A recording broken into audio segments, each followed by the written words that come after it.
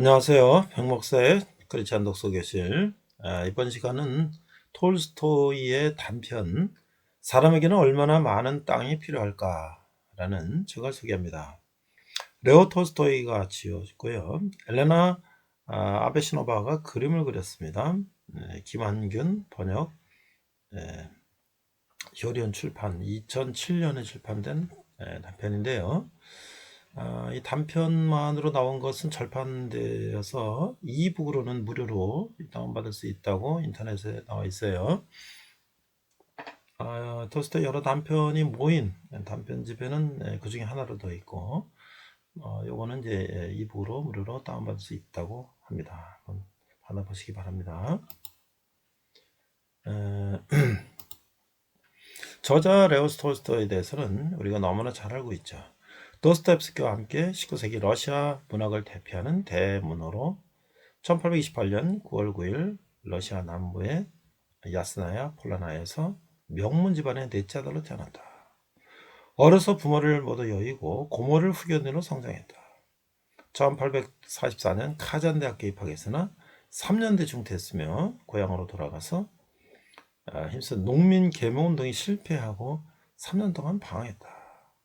1852년 자전소설인 유전 시절이 문학상 인정받은 데 힘입어서 소년 시절과 청년 시절을 집필했으며 1893년 크림 전쟁에 참여한 경험을 토대로 한 세바스토폴 이야기로 명성을 확보했다.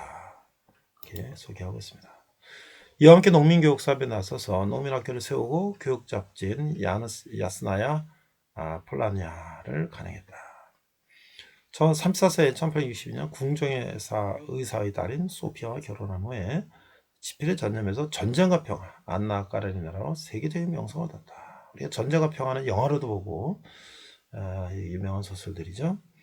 그러나 이때부터 정신적 갈등을 겪은 후 위선에 찬 귀족사회와 기성 종교의 회의를 느껴 초기 기독교 사상에 몰두했으며 이를 바탕으로 톨스토이주의라고 불리는 자신만의 사상을 체계했다.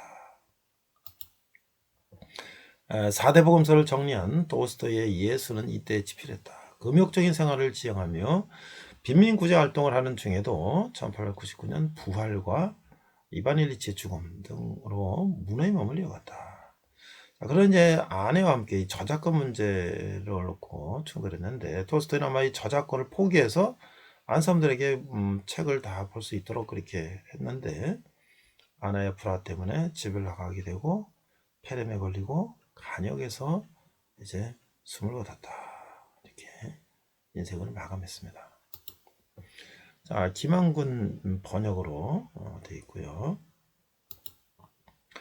출판사에서는 이렇게 서평이 되어 있습니다. 거장 톨스토이의 단편 사람에게는 얼마나 많은 땅이 필요할까를 그림책으로 톨스토이는 따로 설명이 필요 없는 위대한 작가다. 톨스토이의 3대 걸작이 일컬어져 있는 예세 작품, 즉 전쟁과 평화, 안나 까레니나 부활뿐만 아니라 수많은 작품을 남겼다. 특히 단편 사람에게는 얼마나 많은 땅이 필요할까는 인간이 가질 수 있는 욕심이 어디까지인지를 진솔하게 보여주고 있다. 이 책은 톨스토이 작품 사람에게는 얼마나 많은 땅이 필요할까를 텍스트로 하여 러시아의 풍물을 가장 잘 표현하는 것으로 유명한 화가 엘레나 아베시노바가 그림을 그렸다.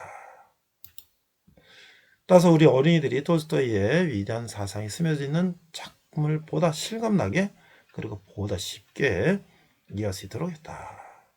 자, 이 책의 주요 내용은 인간의 욕심은 그 어떤 것으로 가능할 수가 없다. 수판관 농부 빠코미 땅에 대한 욕심이 생기면서 이야기는 시작된다. 처음에 10헥타르만 가졌어도 행복할 거라던 그는 그만큼 땅을 갖게 되자 500헥타르를 소유했으면 하는 욕심이 생긴다. 하지만 또 500헥타르가 손에 들어온 다음에는 또 더 많은 욕심이 생긴다. 빠꼼은 결국 더 많은 땅을 갖기에 볼가강가에 자리한 한 마을을 찾는다. 해가 뜨는 순간부터 해가 저무는 순간까지 자신이 걸은 모든 땅을 가질 수 있기 때문이다. 하지만 빠꼼은 지나친 욕심 때문에 엄청난 땅을 소유하게 된 순간 목숨을 잃고 만다. 이제 우리가 이제 그런 얘기를 많이 들었죠. 네가 해 뜨는 데부터 해 지는 데까지 네가 밟는 땅을 너에게 주겠다. 그러니까 엄청나게 이제 넓은 땅을 갔는데 너무나 많이 간 거죠. 해가 질 때까지 들어와야 되는데 죽을리 뭐했다 해서 뛰어 들어왔는데 결국은 숨을 거두고 말았죠. 그래서 결국 그가 묻힐 땅은 한 평밖에 없는 거예요. 우리 인생이 이렇게 참 끝없는 욕심이 결국 자기를 파멸을 가져온다는 것을 느끼는 그런 참 책인데요. 톨스토이 여러 장편 소설도 있지만 또 이 단편을 통해서도 우리 인생을 다시 한번 돌아볼 수 있는 그런 시간이 됐으면 좋겠습니다. 이상 백목사의 그찬 독서교실이었습니다. 네, 이번 시간은 솔로몬 두 번째 시간으로서 불복종으로 인한 단절, 부제는 톨스토이 단편소설 사람에게 얼마나 많은 땅이 필요한가 라는 제목으로 말씀을 나누고자 합니다. This week is the second Solomon. The title is Severance Caused by Disobedience, and the vice title is the Tolstoy's short story How much land does a man need?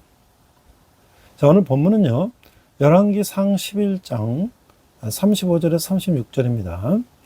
내가 그의 아들의 손에서 나라를 빼앗아 그 10지파를 내게 줄 것이요 그의 아들에게는 내가 한 지파를 주어서 내가 거기에 내 이름을 두고자 하여 택한 성읍 예루살렘에서 내 종 다윗이 항상 내 앞에 등불을 가지고 있게 하리라. Today's text is 1 Kings 11, 35-36. I will take the kingdom from his son's hands and give you 10 tribes. I will give you 1 tribe so his son, so that David my servant may always have a lamp before me in Jerusalem, the city where I chose to put my name. 자, 우리가 이제 열왕기상을 어떻게 읽을 것인가? 왜 북이스라엘과 남유다는 망했을까? 자, 나라에 있는 백성에게 제기될 수 있는 가장 처절한 질문은 왜 우리나라가 망했는가? 라는 것이죠. 망구의 이유를 분명히 아는 것은 나라 재건의 출발점이 될 수가 있어요. 무슨 일이든지 실패의 원인을 정확히 알면 재개 발판을 만들 수가 있다는 거죠. 바벨론 제국에 의해 남유다 왕국이 망하고 예루살렘이 함락당해서 포로로 끌려온 유대 포로에게 제기되는 질문은 이것이었어요. 하나님의 백성이 우리가 어떻게 이방 민족의 포로로 잡혀올 수가 있단 말인가? 그렇다면 하나님은 바벨론의 신보다 힘이 없어서 우리를 보호하지 못했단 말인가?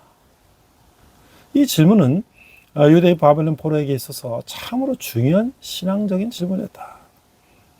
열왕기서는 바로 이 질문에 대한 답변인데요.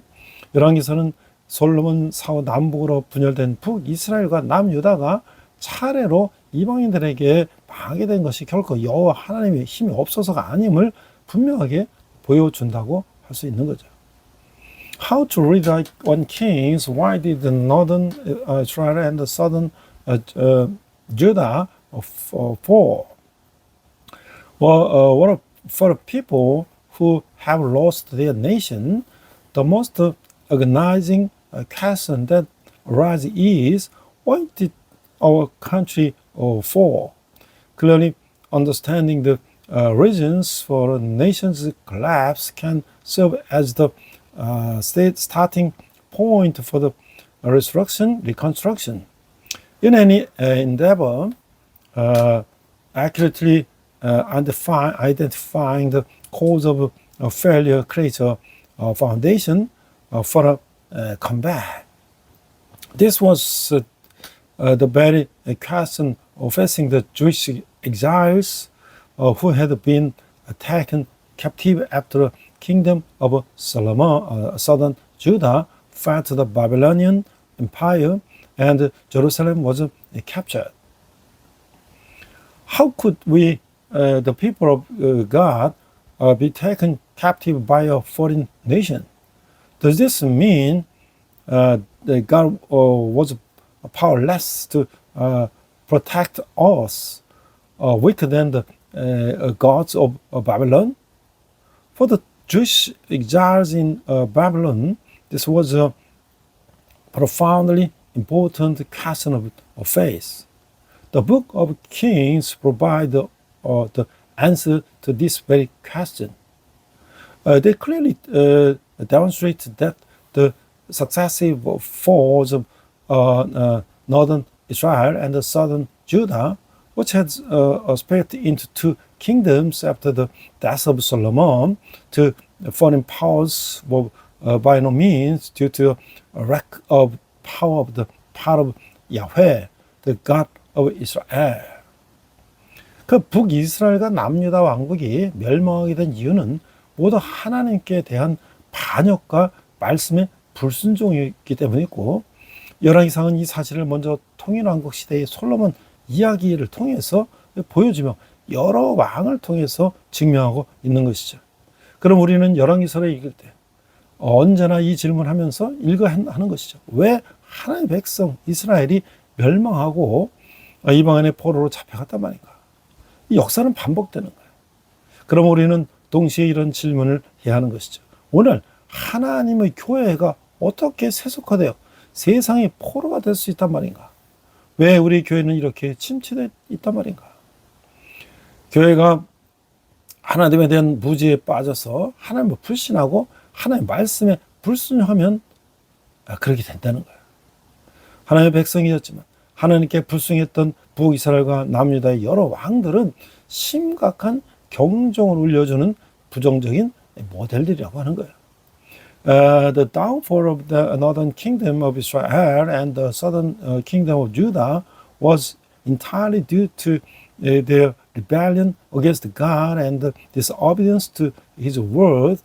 The book of 1 Kings illustrates that truth first through the story of Solomon during the era of the United Kingdom, 1 Kings 1 to 11, and subsequently demonstrated that through the reign of the various other kings, 1 Kings 12 to 22. Therefore, whenever we read the book of Kings, we must always ask ourselves this question: why did Israel, God's people, meet with the ruin and end up as captives of foreign nations? History repeats itself. Thus, we must simultaneously ask, how can God's church today become secularized and held captive by the world? Why has our church fallen into such a state of the stagnation? This happens when the church succumbs to ignorance of God, distribute Him, and disobey His word. This Paris king of northern Israel and southern Judah, who were God's people, yet disobeyed Him, serve as a negative explains that sound of serious warning. 자, 그 줄거리를 우리가 따라가 보면요. 열왕기상의 시간은 BC 970년에 솔로몬이 즉위하면서 시작되어서 통일 왕국이 분열된 후 80년까지 모두 120년간의 이스라엘의 역사를 포함하고 있어요. 다윗이 죽게 될 무렵 다윗의 아들 중 하나인 아도냐가 선택된 솔로몬을 대신해 왕위를 계승하려고 시도하고 있는 거죠. 다윗이 개입하여 솔로몬의 왕으로 즉위하게 되는 거예요. 솔로몬은 현명하게도 여호와께 장수나 부가 아니라 지혜를 구하는 것이죠. Following the narrative, the timeline of 1 Kings spans a total of 120 years of Israel's history, beginning with Solomon's accession in 970 before Christ and extending to a point of about 80 years after the division of the United Kingdom. As David neared the end of his life, Adoniah, one of his sons, attempted to usurp the throne from Solomon, the divinely chosen successor. David intervened, ensuring Solomon's accession to the throne. Wisely, Solomon asked the Lord for wisdom rather than a long life or riches. 자, 이제 열왕기상 1, 2장에 보면 다윗의 유언과 이제 죽음이 나오는데요. 1장을 보면 다윗의 말년과 솔로몬의 즉위가 나와요. 1 Kings 1 to 2, David's final words and death. Chapter 1, David's final years and Solomon's accession. 5절에 보니까 그때 학기에서 아들 아도니아가 스스로 높여서 이르기를 내가 왕이 되리라 하고 자기를 위하여 병거와 기병과 호위병 50명을 준비하니. At the time, Adoniah, the son of the Haggith, exalted himself, saying, I will be king, and be prepared for himself chariots, horsemen, and 50 men to run before him. 그래서 이제 밧세바가 다윗에게 이렇게 얘기하죠. 내 주 왕이 온 이스라엘의 왕에게 다 주목하고 누가 내 주 왕을 이어 그 왕이 앉을지를 공포하시기를 기다리나이다. 그렇지 않으면 내 주 왕께서 그의 조상들과 함께 잘 때에 나와 내 아들 솔로몬은 죄인이 되리다. Bathsheba said to David, My Lord, the King, all Israel is eyes fixed on you, waiting for you to announce who will succeed you on the throne. Otherwise, when my Lord, the King, rests with his ancestors, I and my son Solomon will be treated as offenders. 자, 그래서 다윗은 이렇게 말하죠. 내가 이전에 이스라엘 하나님 여호와를 가리켜 네게 맹세하여 이르기를 네 아들 솔로몬이 반드시 나를 이어 왕이 되고 나를 대신하여 내 왕에 앉으리라 하였으니 내가 오늘 그대로 행하리라. David to say, just as I swore to you by the Lord and the God of Israel, saying, Your son Solomon shall surely be king after me and sit on my throne in my place. So I will do this very day. 자, 그래서 2장에 보면은 이제 다윗의 유언과 솔로몬의 이제 숙청 작업이 이제 일어나는 거예요. BC 970년경 다윗은 죽고 솔로몬이 왕위를 계승하는 것이죠. 다윗은 솔로몬에게 마지막 유언을 하고 있어요. 내가 이제 세상 보는 사람이 가는 길로 모든 사람이 가는 길로 가게 되었더니 너는 임서 대정부가 되고 내 하나님 여호와의 명령을 지켜 그 길로 행하여 그 법률과 계명과 율례와 증거를 모세의 율법에 그릇한 대로 지켜라. 그러면 내가 무엇을 하든지 어디로 가든지 형통할지라. Chapter 2, David's final church and Solomon's purge announced around 970 before Christ, David died and Solomon succeeded him to the throne. David gave his final charge to Solomon. I am about to go the way of all the earth, so be strong, act like a man, and observe what the Lord your God requires, walk in obedience to him, and keep his decrees and commands, his laws and regulations as written in the law of Moses. Do this so that you may prosper in all you do and whenever you go. 그래서 다윗은 당부를 하죠. 첫째, 대장부가 되라. 일시상의 안락을 추구하는 쫄정부의 삶이 아니라 시대적 사명을 가지며 하나님의 큰 뜻을 품고 살아가는 자가 되라는 거예요. 두 번째는 하나님의 말씀을 지켜 행하라. 그 신명의 말씀을 명심하고 그 모든 것을 반드시 실천하는 살라는 거죠. 세 번째는 하나님 앞에서 행하라. 모든 행위를 하나님 앞에서 행하듯 하라는 것이죠. 그러기 위해서는 성경적 가치관을 가져야하는 것이죠. 이것은 바로 하나님의 뜻 앞에 인간의 뜻을 굴복시키는 삶이라고 하는 거죠. David Church, be a man of courage. This means living not as a small-minded person seeking personal comfort, but as someone who embraces a mission for the times and holds fast to God's great purpose.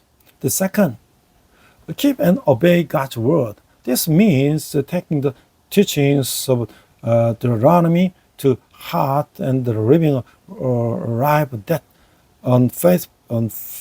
unfailingly puts them into practice. The third, walk before God. This means conducting every action as if in God's presence. To do so, one must adopt a biblical worldview. It is a right of the submitting human will to the will of God. 그래서 이제 대숙청 작업이 일어나는 거예요.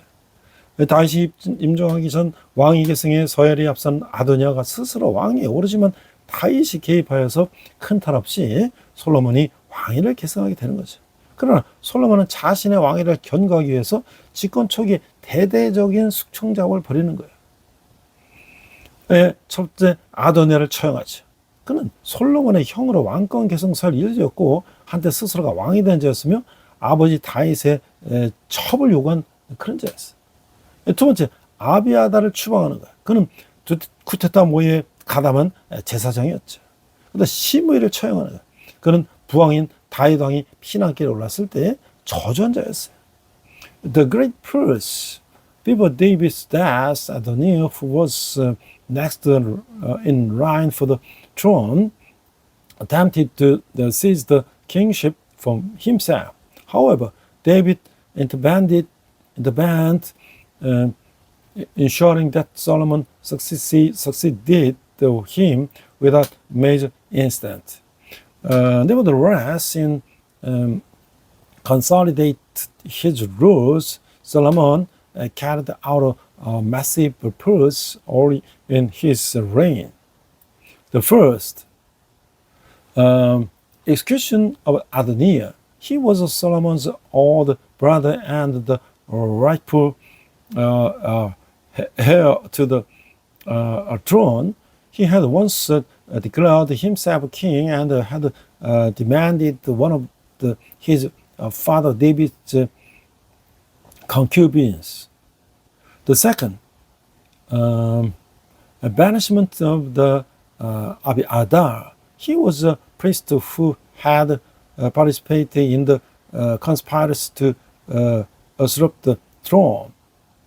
The third, execution of Shimei. He was the man who had cursed King David while the monarch was fearing for his life. 그래서 열왕기상 3장 4장이나 보면 지혜를 얻은 솔로몬이 나오는 거예요. 솔로몬이 지혜를 구하는 기도는 신약에서 예수님의 주기도문을 연상시키고 있어요. 그것은 바로 그 나라를 구하는 기도이기 때문이죠. 그의 기도는 자기를 위한 기도가 아니라 하나님의 나라가 견고히 설 수 있는 지혜를 구한 기도였어요. 또한 신을 위해서 이 하나님의 뜻을 위해서 이 인간의 뜻을 굴복하는 기도였어요.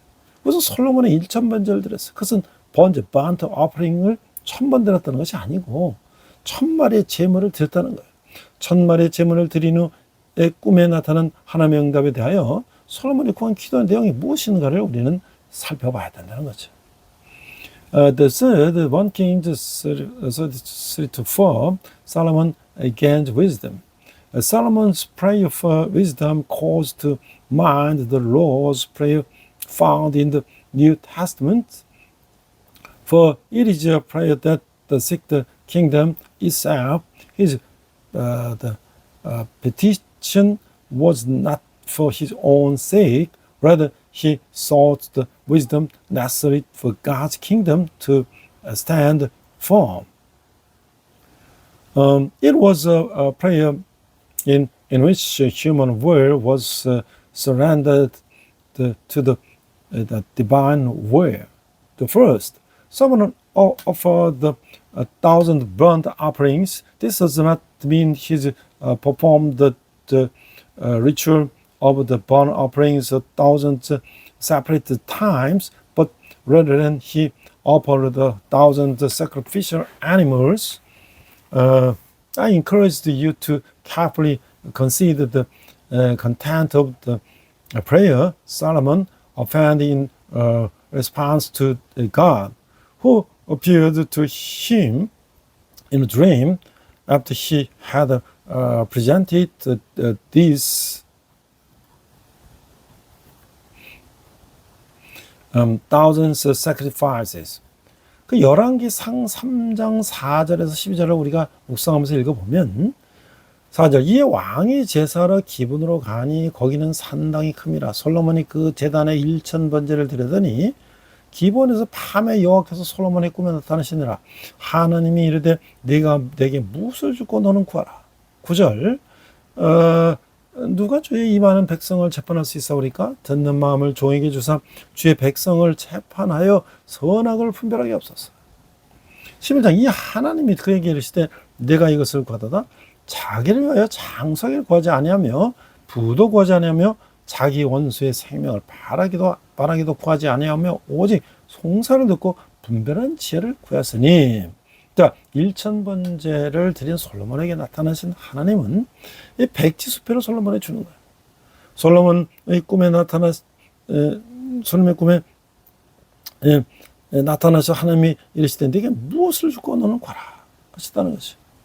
Read and meditate 1 Kings chapter 3 verse 4 to 12. Verse 4. The king wanted to give on to offer sacrifice, for that was the most important high price. And Solomon offered 1,000 burnt offerings on the altar. At the given the Lord appeared to Solomon during the night in a dream, and God said, "Ask for whatever you want me to give you." Verse 9. Who is able to govern this great people of yours? So give you a servant discerning heart to govern your people and to distinguish between right and wrong. 11. So God said to him, since you have asked for this, and not for a long life or wealth for yourself, not for the death of your enemies, but for wisdom to administer justice and discern what is right. God appeared to Solomon after he had offered 1,000 burnt offerings and essentially handed him a blank check. God appeared to Solomon in a dream and said, "Ask for whatever you want me to give you." 이것은 엄청난 기도의 응답이에요. 그런 상황에서 우리 같으면 무엇을 구하겠을까? 솔로몬은 지혜를 구했어요. 그것이 하나님의 마음에 맞아 하나님을 지혜뿐만 아니라 그가 구하지도 않은 모든 물질적 축복까지도 주셨어요. 솔로몬의 기도 속에서 우리는 참 기도를 배워야 하는 것이죠. 기도는 우리의 뜻을 이루기에 하나님의 마음을 움직이는 강청이 아니고 바로 하나님의 마음에 들게 하는 것이죠. 그것이 바로 예수님이 산상순에서 가르쳐주신 기도인 것이죠. 나라가 임하옵시며 뜻이 하늘에서는 같이 땅에서 이루어져야 합니다. 바로 이 땅에 하나님의 나라가 이루어지게 하는 것이 기도. 그것이 바로 하나님에 맞는 기도라는 거예요. 마태복음 6장 33절. 그러니 너희는 먼저 그의 나라와 그의 의를 구하라. 그리하면 이 모든 것을 너에게 더하시리라. This is a tremendous answer to prayer in such a situation. What would you ask for? Solomon asked for wisdom. This pleased God, so he granted not only wisdom but also all the material blessings Solomon had not even requested. We must learn the true meaning of prayer from Solomon's example. Prayer is not about importuning God to bend His will to ours. Rather, it is about aligning ourselves with God's heart. This is the very prayer Jesus taught in the Sermon on the Mount. Sermon on the Mount. Your kingdom come, your will be done on earth as it is in heaven. A prayer that seeks the establishment of God's kingdom here on earth. That is the prayer that pleases God. Matthew 6:33. But ask first His kingdom and His righteousness, and all these things will be added to you. 자, 그 솔로몬의 빛과 그리고 그림자가 5장에 11장에 나오는 거예요. 항상 5장 8장에 보면 솔로몬의 빛이 나오는데요. 솔로몬의 큰 업적은 성전을 완공하고 봉헌한 것이죠. 주께서 영원히 거하실 처소로이다. 하나님의 속성 중에 가장 중요한 속성이 임마누엘이에요. 우리와 함께 하신다는 뜻이죠. 그렇죠. 하나님은 우리와 함께 하시기를 원하시는 분이시고 바로 그것이 천지를 창조하시고 인간을 창조하신 동인이라는 거예요. 성전은 바로 이 하나님이 임마누엘 속성을 상징하는 것이죠. 하나님은 우리와 함께 하시기를 원해서 만드신 에덴의 인간의 타락으로 화영검으로 인간의 접근이 불가능하게 되자 우리와 함께 하실 태안으로 성막과 성소를 허락하셨어요. 성전의 신약적 의미는 성도들의 마음인 것이죠. 하나님은 이스라엘 성막에 거하신 것을 요한복음 1장 14절에서 우리 함께 거하신다고 표현했고 스바냐 3장 10절에서 하나님은 우리 가운데 계신다고 말씀하시는 거예요. Solomon's right hand shadow, chapter 5 to 11, 1 Kings 5 to 8, Solomon's right, light. Solomon's greatest achievement was the completion and the dedication of the temple, a place for you to dwell in forever. 1 Kings 8:13. Among God's attributes, the most significant is Emmanuel, meaning God with us. Indeed, God desires to be with us. The very desire was the driving force behind His creation of the heavens, the earth, and the humanity. The temple symbolizes this attribute of God's Emmanuel nature. God created Eden out of a desire to dwell with humanity. However, when the fall made access to Eden impossible, blocked by the flame sword, He granted the tabernacle and the sanctuary as the alternative, the means of dwelling with us. In the context of the New Testament, the temple signifies the heart of the saints. John 1:14 describes God who wants to dwell in the tabernacle of Israel as dwell among us, and Zebaniah 3:17 declares that God is in our midst. 요한복음 1장 14절에 보면 말씀이 육신이 되어 우리 가운데 거하시매 우리가 그의 영광을 보니 아버지의 독생자 영광이요 은혜와 진리가 충만하더라. 스바냐 3장 17절에 보면 너희 하나님 여호와가 너희 가운데 계시니 그는 구원을 베푸실 전능자이시라. 그가 너로 말미암아 기쁨을 이기지 못하시며 너를 잠잠히 사랑하시며 너로 말미암아 즐거이 부르며 기뻐하시리라 하니라. John 1:14 The Word became flesh and dwelt among us, and we beheld His glory, the glory as of the only begotten of the Father, full of grace and truth. Zebaniah 3:17 The Lord your God is in your midst, the mighty one, will save. He will rejoice over you with gladness. He will quiet you with His love. He will rejoice over you with singing. 열왕기상 9장 11장에 보면 솔로몬의 그림자, 이 몰락이 나오는데 9장은 솔로몬의 부귀영화를 사색에 알려주고 있어요. 스바의 여왕이 솔로몬을 방문한 것만 봐도 솔로몬의 국제적인 지위와 명성을 충분히 확인할 수가 있어요. 이 부분에서 우리는 솔로몬이 하나님께 세 가지 중대한 죄를 이 범함을 보는 거예요. 첫 번째는 외교적으로 평화를 유지하는 마음에서 정략적으로 많은 이방인들과 결혼했다는 점이죠. 이것은 후에 유다로 하여금 우상 숭배에 빠지게 하는 구실을 줬어요.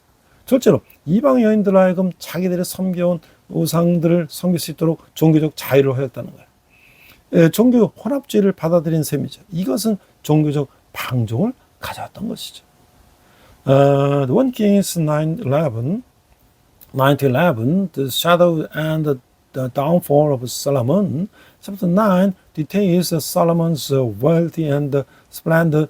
The visit of the Queen of the Sheba alone amply demonstrated Solomon's international stature is renowned renown. In this discussion, we see Solomon committing three grave sins against God.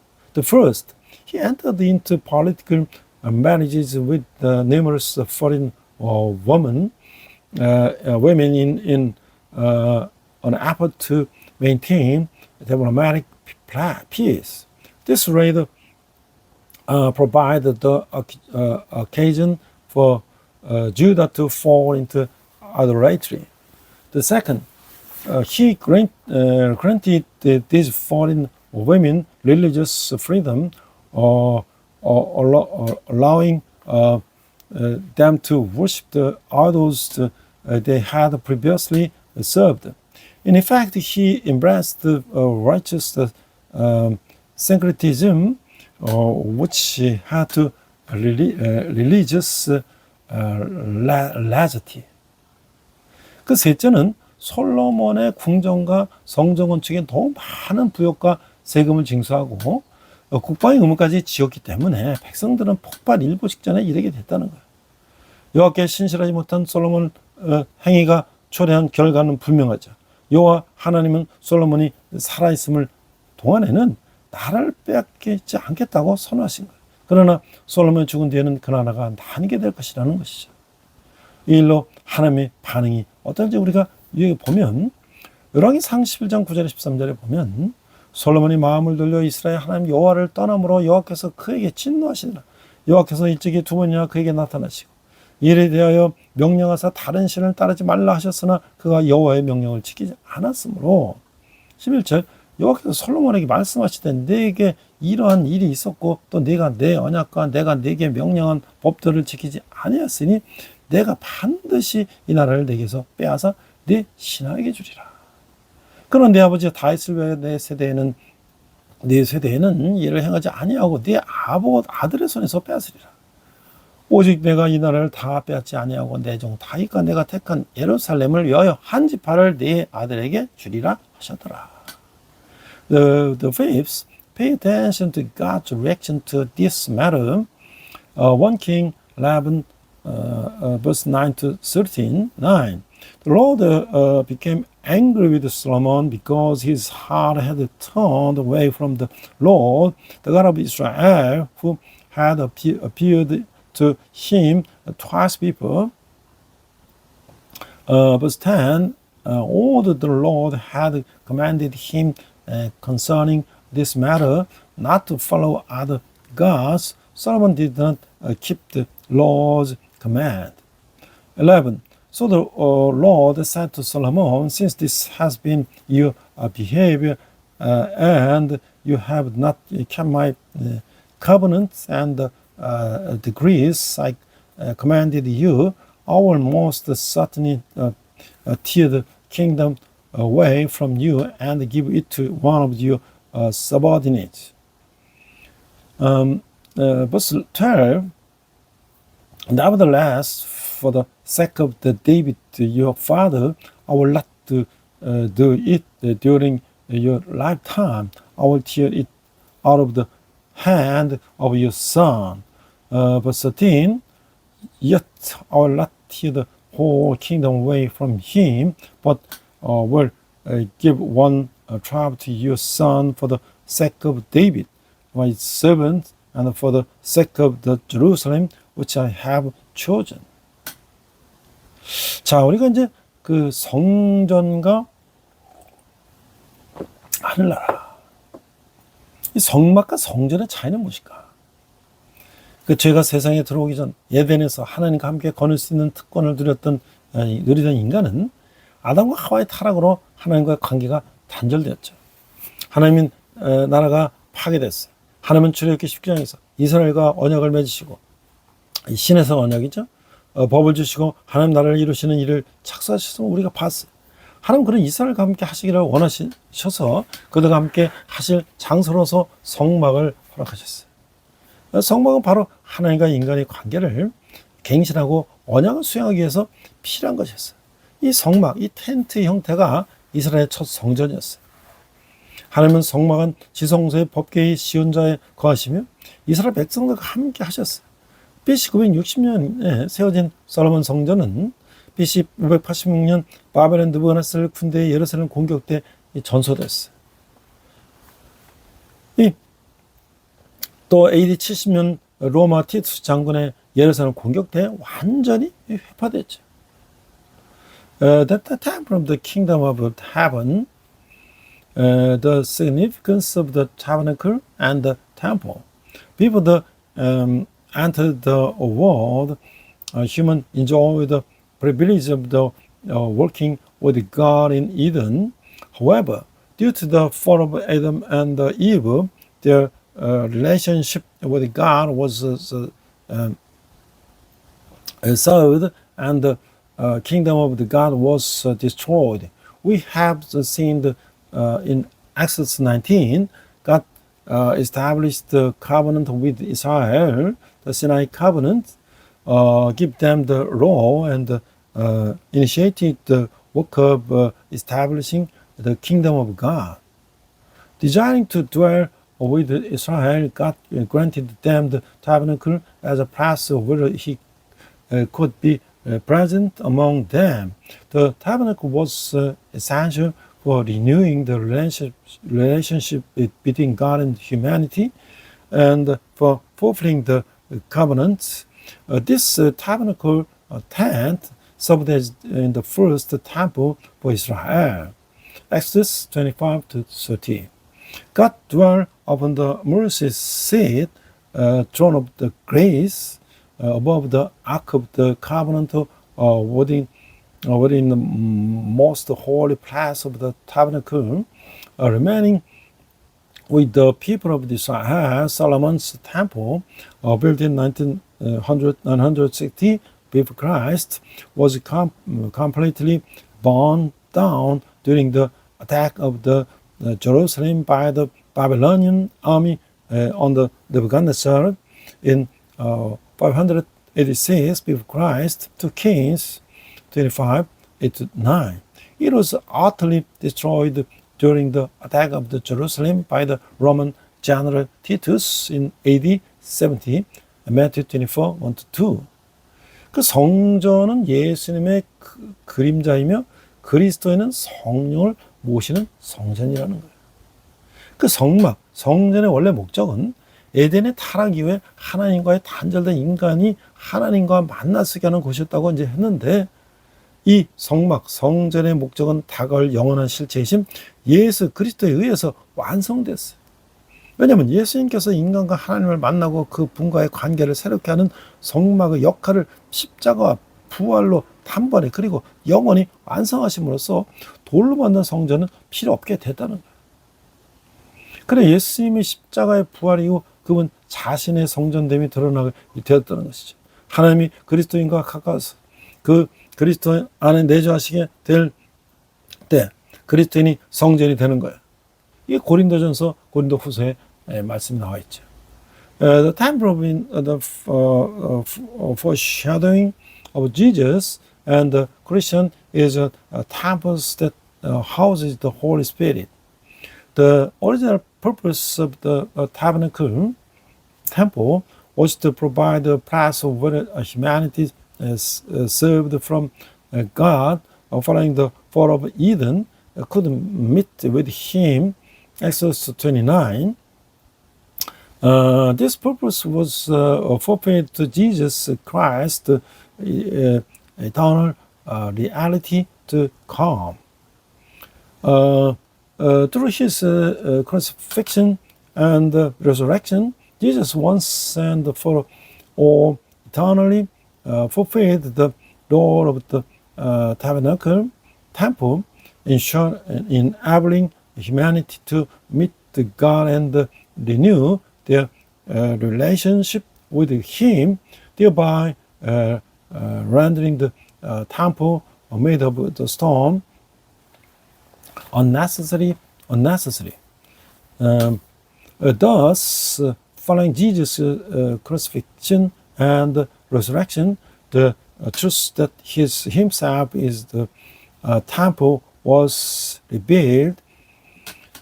And while God draws near to a Christian, the dwells But in them, the Christian becomes a temple.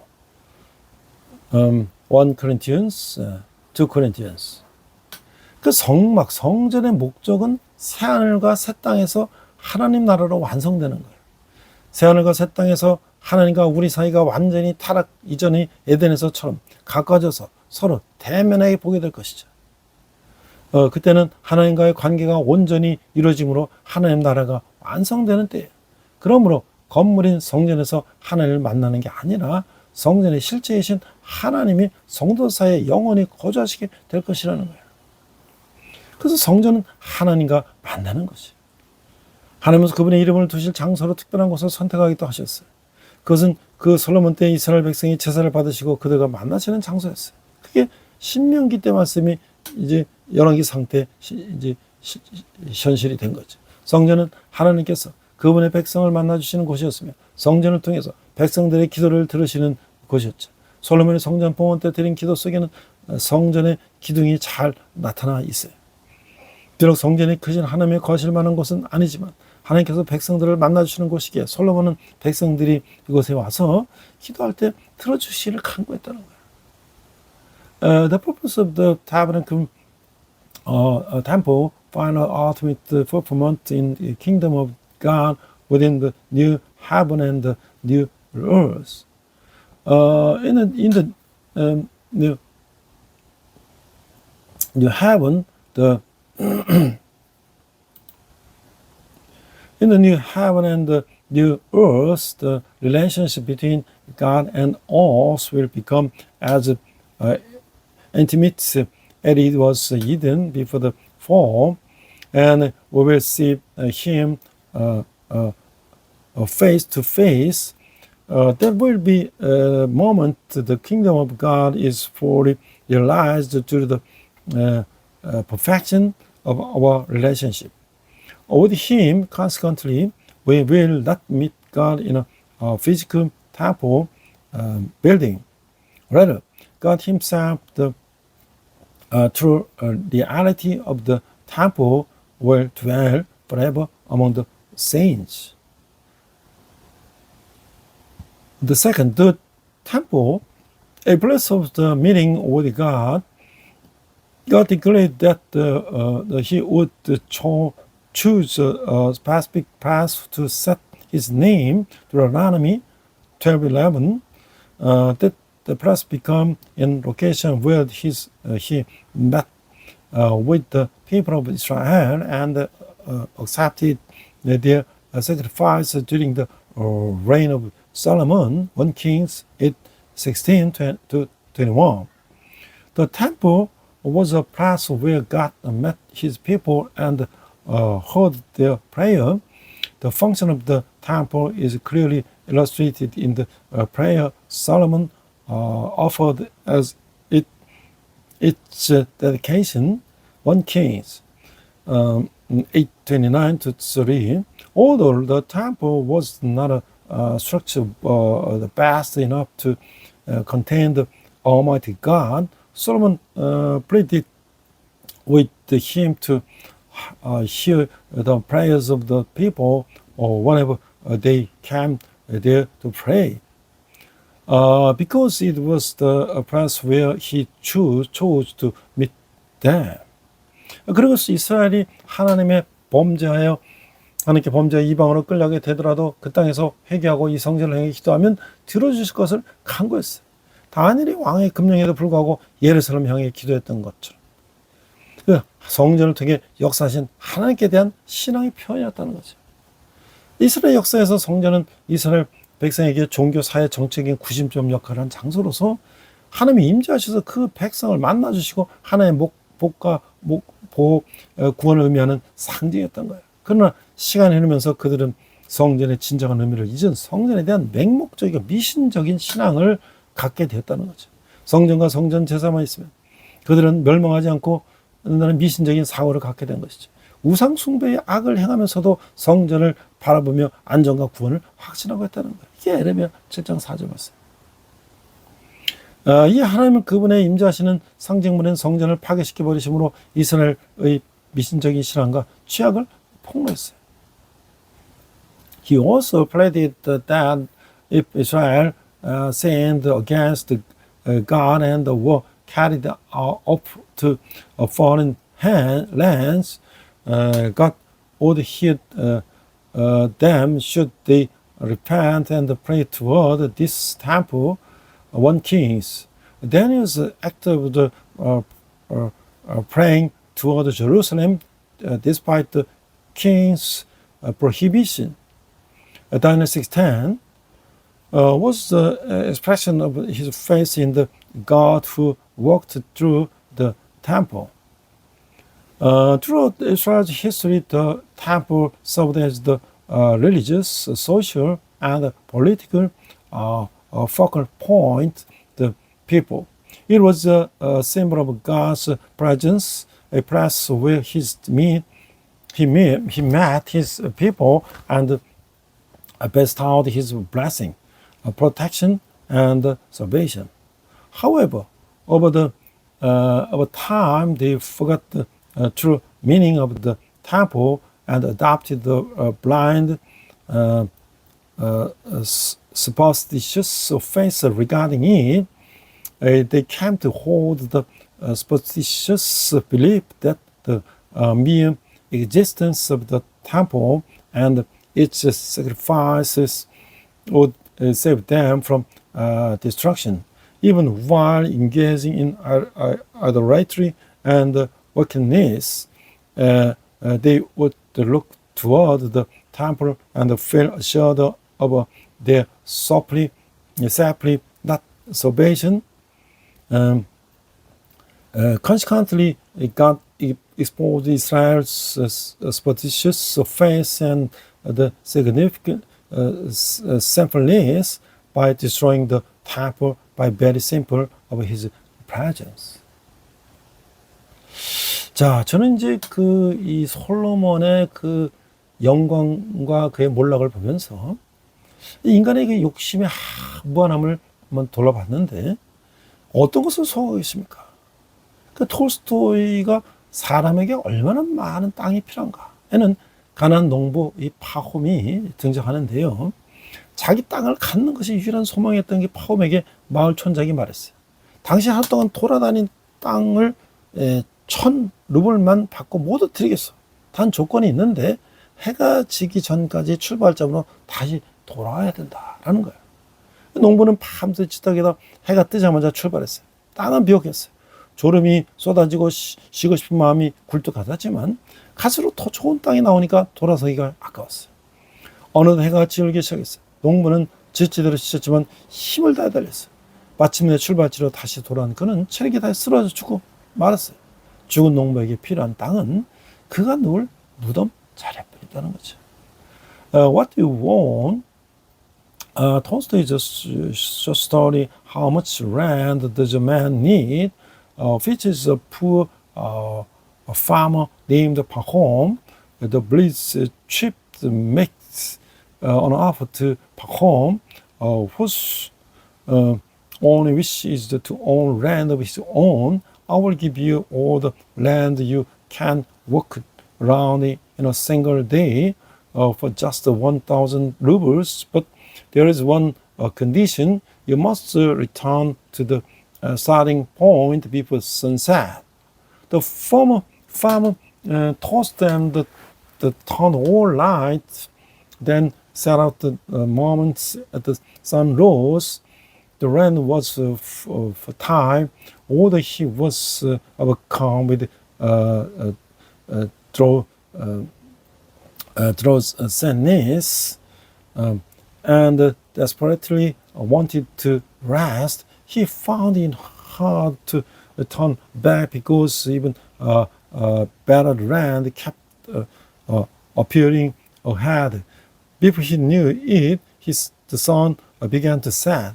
Exhausted as he was, the farmer ran with every ounce of strength he had left.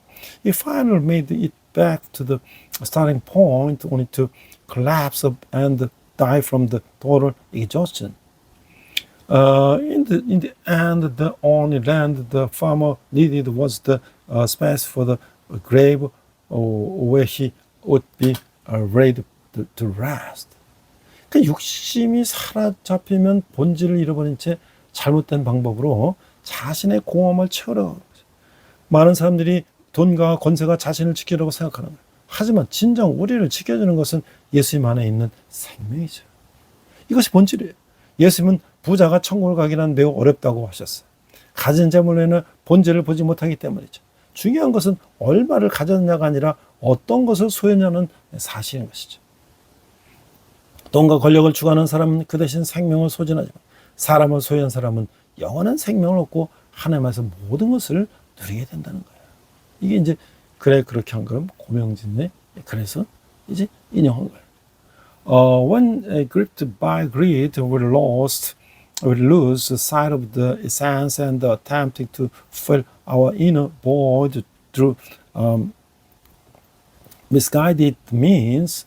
Many believes that the money and the power will protect them. However, what truly safeguards us in the life found in the Jesus, this is the essence. Jesus stated that it is very difficult for a rich person to enter the kingdom of heaven. This is because their possessions blind them to the true essence of the things. What matters is not the amount or wealth one holds, but what one truly possesses. Those who possess money and power spend their lives in the process, whereas those who possess God gain eternal life and come to enjoy all things in Him. The source from just one step at a time. 고명진. 우리 함께 기도하시겠습니다. 하나님 아버지, 은혜를 감사합니다. 성공과 부유함을 인생의 전부로 붙들고 있는 세상 속에서 하나님의 사람으로 분별력을 잃지 않게 하옵소서. 제 탐욕으로 주님의 이름이 비방당하지 않게 하시고 주님만을 제 만족이요 자랑이요 재산이요 유산으로 살게 하여 주시옵소서. Frame in a world that clings to success and wealth as the sum of life, help me as a person of God not to lose my discernment. Let not the Lord's name be slandered because of my greed, and may I make the Lord turn my satisfaction, my boast, my treasure, and my inheritance. We pray in Jesus' name. Amen.